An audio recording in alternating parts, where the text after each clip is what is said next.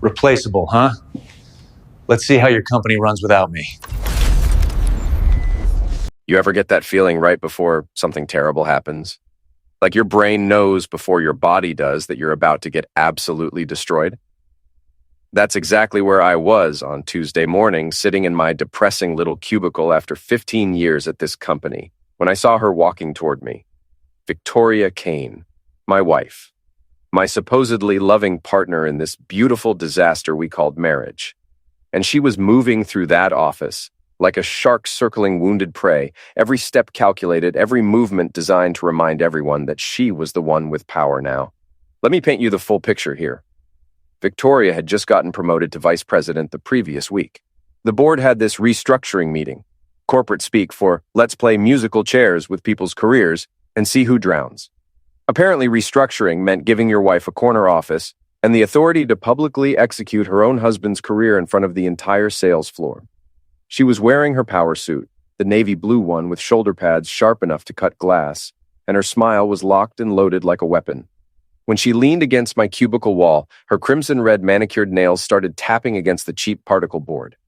The sound echoed through the office like a death knell, and I could feel every single pair of eyes in the vicinity suddenly finding their computer screens absolutely fascinating. "We need to talk," she said, and her voice had that particular quality that makes your skin crawl. You know the tone I'm talking about. Syrup poured over broken glass. Sweet enough to make you lean in before it slices you open. The whole office was watching now. Nobody was even pretending to work anymore. Karen from accounting was practically hanging over her cubicle wall like she was watching a gladiator match. Steve from marketing had his mouth hanging open catching flies. Even old Mr. Patterson from legal, who hadn't shown emotion since the Clinton administration, was staring over his reading glasses with something that might have been shock. "Your contribution is replaceable, sweetheart," Victoria said, drawing out that word like she was savoring expensive wine. 12 years of marriage, and she was calling me sweetheart while dropping the corporate equivalent of a nuclear bomb on my career. The sweetheart part was just salt in the wound, her way of reminding everyone watching that she was firing her own husband and didn't give a single damn about the optics. 10 minutes later, and I'm timing this because when your life implodes, you start paying attention to details. I was sitting in one of those glass-walled HR conference rooms that make you feel like a fish in a bowl. Pauline from HR slid a severance packet across the table like she was dealing poker, along with a company tote bag, a canvas tote bag. After 15 years of building relationships, closing deals, and basically keeping this place financially afloat, they were sending me off with a bag that probably cost them $3 at a promotional company. They'd already deactivated my badge. That little piece of plastic that had been clipped to my belt for nearly 2 decades was now as dead as disco. They'd locked me out of the system, cut off my email, changed every password I might have known. It was corporate excommunication. One minute your family, the next your persona non grata with a tote bag and a handshake. But here's what they didn't know. Here's where this story gets interesting. Sitting in my desk, the same desk that security was probably rifling through at that very moment, was 15 years worth of relationship maps, renewal scripts, and personal contracts with our biggest clients. Not the company's contracts, personal contracts. Client relationships that had my name written all over them, literally and legally. 4 of our whale accounts had key person clauses that specifically named me as the required point of contact. Me, personally. Not the company, not my replacement, not some faceless account management team. These clauses stated in plain legal language that if I was no longer available, the clients had termination rights. These weren't just business relationships. They were actual friendships, real partnerships built on trust that took years to establish. Late-night phone calls when crises hit, birthday cards to clients' kids, showing up when other companies wouldn't. When David Richards over at Richards Manufacturing needed someone to walk him through a supply chain crisis at 2 a.m., he didn't call the company switchboard.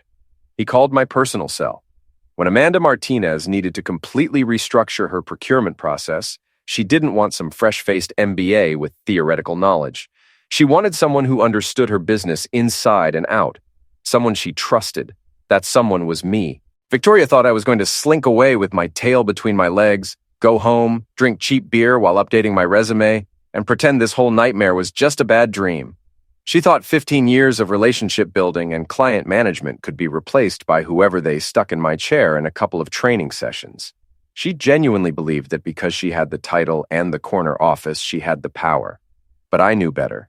Oh, I knew so much better. See, while she was busy climbing the corporate ladder and playing office politics, I was building something that couldn't be replaced by a job posting on LinkedIn. I was creating dependencies, establishing trust, and making myself not just valuable but irreplaceable in ways that went far beyond what was written in my employment contract. The beautiful thing about client relationships is that they're fundamentally personal. You can fire an employee, sure, but you can't fire 15 years of trust. You can deactivate a security badge, but you can't deactivate loyalty. And you definitely can't restructure your way out of contractual obligations that were written specifically to protect both the client and the person they chose to work with. Walking out of that building, I was carrying my pathetic cardboard box of personal items, a coffee mug that ironically said, "World's Okayest Employee," a picture of me and Victoria from happier times that I was definitely throwing in the trash, some random office supplies I'd probably stolen from the supply closet over the years. But tucked under my arm, pressed against my ribs like it was made of solid gold, was something they had completely forgotten about: the Zenith binder. This wasn't some generic sales manual that HR cooked up during a team-building retreat. This was 300 pages of real-world, battle-tested, client-approved relationship management methodology that I had developed over 15 years of trial and error. And here's the kicker. I had never given them ownership of it. I'd been licensing it to the company every single year since I developed it. See, when I first created the Zenith system, I could have just handed it over to the company, called it work for hire, and moved on. But I wasn't born yesterday, and I damn sure wasn't going to let some MBA with a corner office take credit for my life's work. So I did what any smart person would do. I kept the intellectual property rights and licensed it to them annually. Renewable contract, renegotiable terms, and most importantly, revocable if they decided to do something stupid. Guess what just became revocable? I didn't argue with Victoria on my way out. Didn't stop by her new corner office for some dramatic confrontation where I told her exactly what I thought about her leadership style and questionable ethics. Didn't make a scene in the elevator or flip off the building as I walked to my car. Silence is a weapon when you know how to use it, and right now silence was my best friend. The thing most people don't understand about revenge is that the best kind doesn't look like revenge at all. It looks like natural consequences. It looks like the inevitable result of bad decisions made by people who thought they were smarter than they actually were. And the most beautiful part, they do it to themselves while you sit back and watch the show. 2 days. That's all it took for the first domino to fall. And let me tell you, the sound it made was absolutely beautiful. I was sitting in my home office, really just the spare bedroom with a desk I'd bought from IKEA and assembled with the kind of rage that only comes from Swedish furniture instructions, when my phone started buzzing. The caller ID said, Marcus Chen, operations, and I knew this was going to be good. Marcus was one of the few people at the company who still talked to me, mainly because he had the kind of job security that comes from being the only person who actually understands their ancient computer systems. He was like a digital archaeologist. More importantly, Marcus had his finger on the pulse of everything that happened in that building. Mate, he said in his Australian accent the second I picked up, you are not going to believe the absolute crap show that just went down. Marcus told me that Victoria had rolled out her brilliant client retention plan that morning. 1 webinar, 3 mass emails, and a PDF attachment that looked like it was designed by a drunk intern with a grudge against readable fonts. The webinar was titled Transitioning to Excellence, Your New Account Management Experience. I nearly choked on my beer. The best part?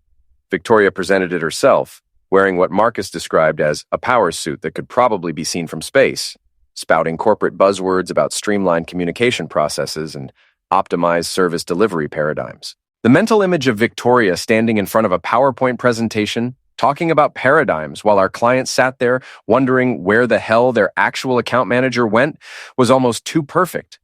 David Richards from Richards Manufacturing joined the webinar, listened for exactly 12 minutes, then typed in the chat box, "Where is my actual account manager?" When Victoria explained that they were implementing a new team-based approach, he typed, "This is horse crap," and left the call. God bless that beautiful, cantankerous old man. 7 years of working with David and I knew exactly how his brain worked. He was old school, the kind of client who believed in doing business with people, not companies. He wanted to know who was handling his account. He wanted their direct number, and he wanted them to answer when he called.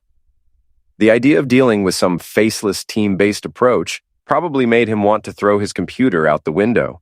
About an hour after the webinar ended, David's assistant called. Dorothy, sweet little old lady who'd been with him forever.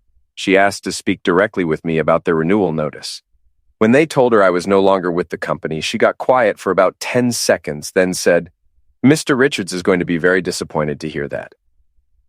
The beauty of key person clauses is that they're not suggestions, they're contractual obligations. Richards Manufacturing had specifically negotiated the right to terminate their agreement if their designated account manager was no longer available without proper notice and transition procedures. Proper notice meant 60 days minimum, not a mass email and a webinar about paradigm shifts. Marcus told me they didn't just complain. They sent official termination notice that morning, citing Section 4.7 of their service agreement. Failure to maintain designated personnel without proper notification. $18 million in annual revenue gone. Vanished with a politely worded letter from Dorothy and a key person clause that Victoria apparently never bothered to read. According to Marcus, Victoria called an emergency meeting with senior staff. She spent 20 minutes explaining how Richards was just going through a transition adjustment period and would probably come around once they saw the value of the new approach. The denial was spectacular, like watching someone stick their finger in a dam that's about to burst and insisting everything's fine. When their general counsel, Leonard Williams, confirmed that Richards was completely within their rights to walk away, the room went silent. You could hear people breathing through the ventilation system, but Richards was just the opening act. Client number 2 was Martinez Enterprises, scheduled for renewal the following week. If David Richards was the warning shot, Amanda Martinez was going to be the artillery barrage. I'd been working with Amanda for 7 years, ever since she took over her family's import business and decided to drag it into the 21st century. She was sharp, tough, and had exactly zero patience for corporate nonsense.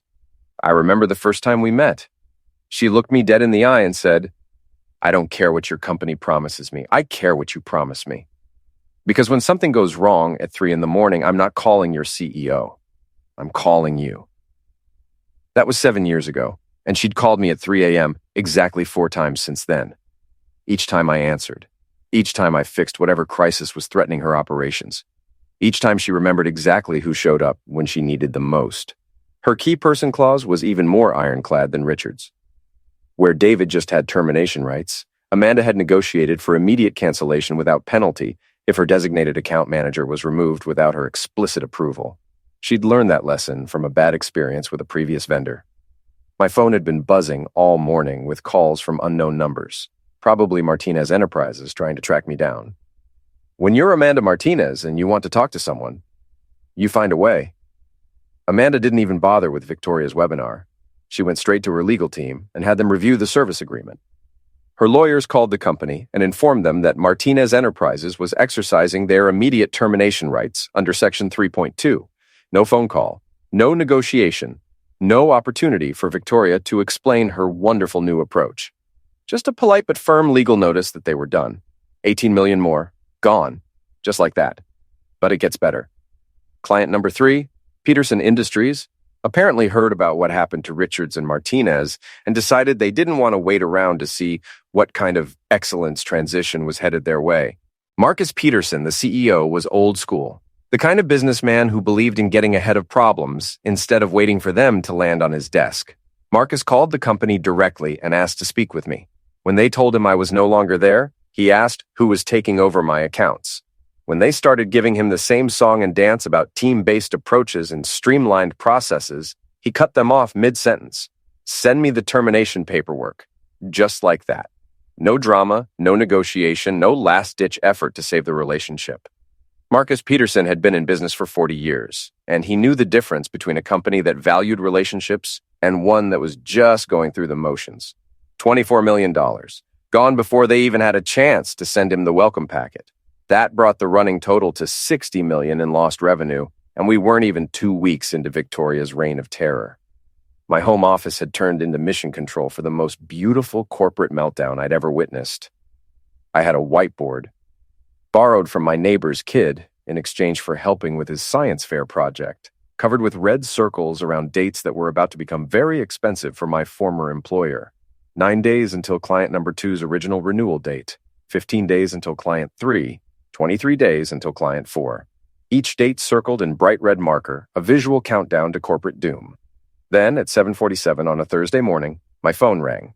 The caller ID showed Jonathan Hayes, CEO. I let it ring 3 times before answering. There's something deeply satisfying about making a CEO wait when he's calling to grovel. "You are required to return immediately," he barked without so much as a hello. "Your contract allows us to compel performance. Refuse, and we'll sue." The corporate equivalent of a playground bully threatening to tell the teacher. Jonathan Hayes, master of industry, had apparently decided that threats and legal intimidation were the way forward. I took a slow sip of my coffee. "Good morning to you too, Jonathan. Lovely weather we're having, don't you think? This is not a social call. Actually, Jonathan, let's talk about my contract. Have you actually read it recently? Not just the parts that Leonard highlighted for you, the whole thing?" Long, beautiful silence. "I don't need to read every line of legal jargon," he said, but there was less confidence in his voice now. "You really should have. See, when you fired me without cause, you triggered Section 12C. That's the part about non-compete clauses becoming void when an employee is terminated without cause.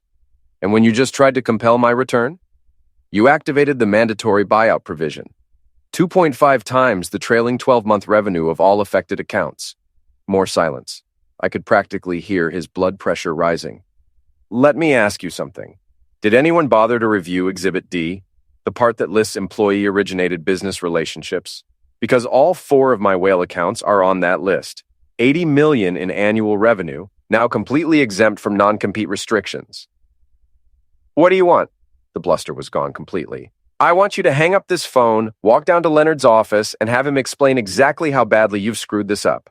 Then once you understand the full scope of your mess, you can call me back. This is blackmail." "No, Jonathan, this is contract law. Blackmail would be threatening to expose something embarrassing unless you paid me. This is just me explaining the legal consequences of decisions you've already made. Big difference." I hung up before he could respond. The next morning, I drove back to that building. Navy blazer, white shirt, dark jeans. No tie-ties are for people who need to prove they belong. I was walking in as something much more dangerous than an employee. I was walking in as someone who held the keys to their entire operation and didn't owe them a damn thing. Conference room B, the big one with the mahogany table and floor-to-ceiling windows. Jonathan was sitting at the head of the table looking like he'd aged 10 years overnight. Victoria was there, still trying to maintain composure, but the cracks were showing. Leonard Williams, their general counsel, was surrounded by enough legal documents to build a fort, and Pauline from HR was nervously shuffling papers. I took my seat and placed my leather folio on the table with deliberate precision. "Good morning, everyone. Beautiful day for a contract review." I slid 3 copies of my employment contract across the table, one to Jonathan, one to Victoria, one to Leonard. Each copy was tabbed and highlighted at Section 12C. Thought everyone should have a copy. So we're all working from the same playbook. Leonard started reading Section 12C, and I watched as his pen stopped moving mid-tap and froze in the air. His face went from its usual healthy pink to something approaching the color of day-old oatmeal. "Son of a witch," he muttered under his breath. Section 12C was elegant in its simplicity. In the event of termination without cause, all non-compete restrictions pertaining to employee-originated business relationships shall be considered null and void, and any attempt by the company to compel continued service shall trigger a mandatory buyout provision equal to 2.5 times the trailing 12-month revenue of all affected accounts. No wiggle room, no subjective interpretation. They fired me without cause check. They attempted to compel my return, double check. The buyout provision was now in effect, but Leonard wasn't done reading. He'd moved on to Exhibit D, which listed the 4 accounts as employee-originated relationships. His pen was moving faster now, probably adding up numbers, and with each calculation, his face got paler. "Jesus Christ," he whispered, staring at the numbers like they were written in a foreign language. "What exactly are we looking at here?" Jonathan asked, hating being left out. Leonard cleared his throat. "When we terminated his employment, we triggered several contractual provisions. The termination voided his non-compete for his primary accounts, and the CEO's attempt to compel his return triggered a buyout provision." "How much?" Jonathan cut to the bottom line. Leonard did quick math on his legal pad. Based on the trailing revenue figures and applying the 2.5 multiplier, we're looking at approximately $200 million. The silence was so complete you could hear a pin drop in the parking lot. Jonathan's face went through several color changes, settling on something resembling an overripe tomato. Victoria's mouth opened and closed without sound. "Of course," I said conversationally. "That's just the buyout provision. We haven't even discussed the Zenith licensing issue yet." That's when hope died in everyone's eyes. Jonathan was already reaching for his phone, fumbling with speed dial. "Get me the CFO. I don't care if he's in a meeting. Get him up here now with the trailing revenue numbers for the past 12 months. While we waited, I pulled out another folder and slid it across to Leonard. "Since we're all getting acquainted with contract language today, you might want to review the Zenith licensing agreements." The Zenith methodology wasn't just some training manual. It was a proprietary system I'd developed over 15 years, the secret sauce that made those 4 major accounts so profitable. And every single year for the past decade, I'd licensed it to the company with specific usage rights and specific termination clauses. Leonard read through the licensing agreement and his face went even paler. The language was crystal clear. Licensed methodology may only be used in connection with accounts managed by the licensee. Upon termination of licensee's employment, all usage rights revert to licensor unless separately negotiated. Unauthorized usage after termination constitutes willful intellectual property infringement and triggers mandatory statutory damages. "When did this licensing agreement expire?" Leonard asked, though from his tone he already knew. "The day I was fired, which means every time someone has used my Zenith scripts, templates, or methodology since then, they've been committing willful intellectual property infringement." That's when Thomas Brennan, the CFO, walked in carrying a laptop and looking like he'd rather be getting a root canal. He started pulling up data, his expression shifting from professional competence to disbelief. "Morrison Industries terminated 3 days after the employment action. Annual revenue, $18 million. Martinez Enterprises terminated 5 days later. Also $18 million. Peterson Industries terminated early, $24 million. Blackwell Corporation just sent termination notice this morning, $20 million. Total annual revenue loss, $80 million. Then Thomas scrolled through more data and stopped, staring at his screen. "There's something else. According to system logs, we've been using the Zenith methodology on 17 different accounts since the termination date. Sales scripts, client communication templates, retention protocols, all of it." I pulled out my phone calculator. "Thomas, what's the combined annual revenue for those 17 accounts?" His fingers danced across the keyboard. $140 million. I did the calculation using the statutory damages formula, clearly spelled out in the licensing agreement. Willful intellectual property infringement carried damages of 3 times the licensing fee, calculated as a percentage of revenue generated using the stolen methodology. "Leonard, you might want to add this to your damage assessment. The intellectual property damages come to approximately $150 million. Leonard's pen moved slowly across his legal pad. "So our total exposure is $350 million. The silence was absolute. $350 million wasn't just a lawsuit. It was a corporate extinction event. But I wasn't done. I reached into my folio and pulled out 2 envelopes, placing them in the center of the table. Before we continue down this path of mutual destruction, I thought it might be helpful to discuss some alternatives. I slid the first envelope toward Jonathan. Option A represents what I like to call the everyone wins scenario. A comprehensive consulting agreement that would allow me to return to managing my client relationships while protecting the company from the rather substantial legal exposure we've been discussing. I outlined the terms. $900 per hour, significantly below my normal rate. Minimum commitment of 200 hours, payable in advance. The Zenith licensing agreement reinstated at triple the previous rate, a public acknowledgement of the circumstances that led to this situation, including a formal apology. And finally, Victoria would need to tender her resignation from the VP position, effective immediately. Victoria's carefully maintained composure finally cracked. "You can't be serious. You can't expect me to resign because of some contract technicality." "It's not a technicality, sweetheart," I replied, using the same tone she'd used when firing me. "It's called consequences. You made decisions that put this company in legal jeopardy. Someone has to take responsibility."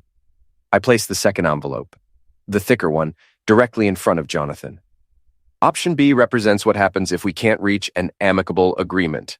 I pulled out my phone and showed them a text from Marcus. Blackwell Corporation didn't just terminate. They've already signed with Richard's Strategic Partners. That's David Richards' new consulting firm. Martinez Enterprises and Peterson Industries are in advanced negotiations to join them.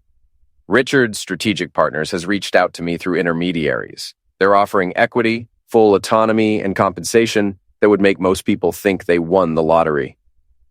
I opened Option B, a detailed invoice for the full $350 million, complete with legal citations, damage calculations, and wire transfer instructions.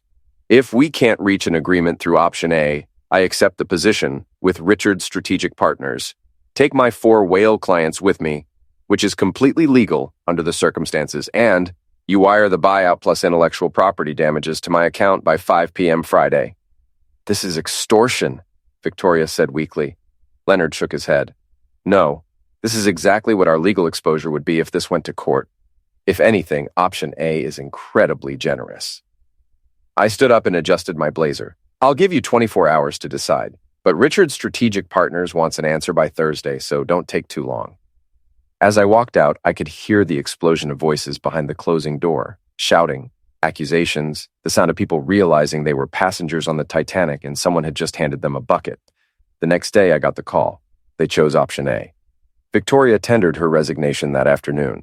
The public statement went out the next morning, carefully worded but acknowledging personnel management failures that resulted in the regrettable departure of key relationship managers and subsequent client concerns.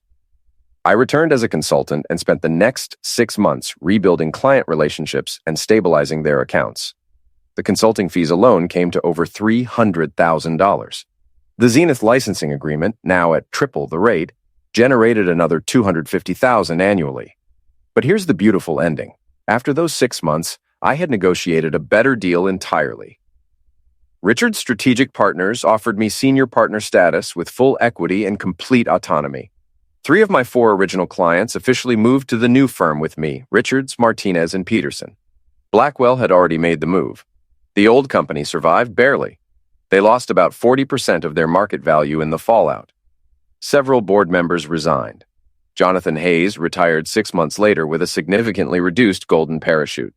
The whole situation became a case study at multiple business schools about the critical importance of client relationships, reading your own contracts, and the devastating cost of treating key personnel as replaceable. As for Victoria, last I heard she took a mid-level position at a smaller competitor. We're divorced now, obviously. The proceedings were quick and professional. She didn't have much leverage to negotiate after the professional disaster she'd created. Turns out, mixing marriage with corporate backstabbing doesn't work out well for anyone involved. The moral of this story? Be very, very careful before you decide someone is replaceable. Sometimes the person you're firing is the only thing holding your entire operation together. And sometimes they've been smart enough to ensure that firing them becomes the most expensive mistake you'll ever make. They thought I was dead weight holding Victoria back from her corporate glory. Turns out I was the anchor keeping them from drifting into the rocks. And when they cut that anchor line without understanding what it was attached to, they learned exactly what happens when hubris meets contract law. $350 million in potential liability, $80 million in actual revenue loss, countless millions in market value and reputation damage. All because someone thought replaceable meant they could replace 15 years of trust with a PowerPoint presentation. I now run the client relationship division at Richard's Strategic Partners. We've grown to 45 major accounts with combined annual revenue exceeding $200 million. I'm compensated well, own significant equity, and most importantly, work with people who understand the actual value of relationships. The Zenith methodology, now licensed to 6 different firms at rates that reflect its true market value. My intellectual property is protected, properly valued, and generating passive income that set up my retirement very comfortably. Every so often, I'll see someone from the old company at an industry conference. They're usually polite, sometimes friendly, occasionally bitter. But they all learned the same lesson. Some people aren't replaceable. Some relationships can't be transferred. And some mistakes are expensive enough to destroy everything you've built. Victoria taught me an important lesson that day when she fired me in front of the entire office. She taught me that loyalty means nothing to some people, that ambition can blind you to reality, and that sometimes the people closest to you are the ones most willing to destroy you for their own advancement.